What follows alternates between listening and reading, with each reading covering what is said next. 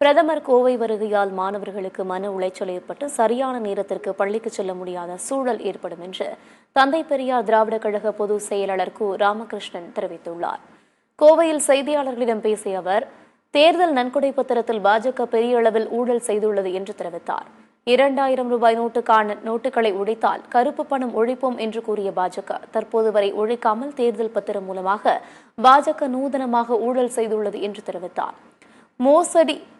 மோடி தெரு தெருவாகவோ வீடு வீடாகவோ பிரச்சாரம் செய்தாலும் பாஜக தலைமையில் ஆட்சி அமைக்க முடியாது என்று கு ராமகிருஷ்ணன் தெரிவித்தார். ஒரு அமைதியை கெடுப்பதற்காகவே காவல்துறையினுடைய ஒரு பரிந்துரையையும் தவிர்த்து அதையும் தாண்டி உயர்நீதிமன்றத்தில் சாதகமாக வைத்துக்கொண்டு மோடி வீதி உலா வருவதற்கு திட்டமிட்டிருக்கின்றார். அதற்காக அவர் செல்லக்கூடிய 2 கிலோமீட்டர் சாலை மட்டும் முடங்காது, காவல்துறை கோவை நகரையே முடக்கி வைப்பார்கள்.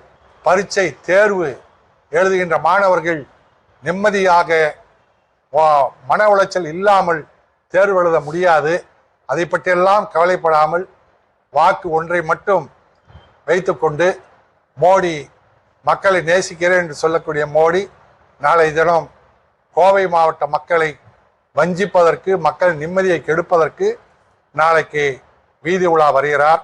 வீதி வீதியாக வந்தாலும் சரி, வீடு வீடாக வந்தாலும் சரி, மோடியினுடைய தாமரை கோவையிலே மலராது.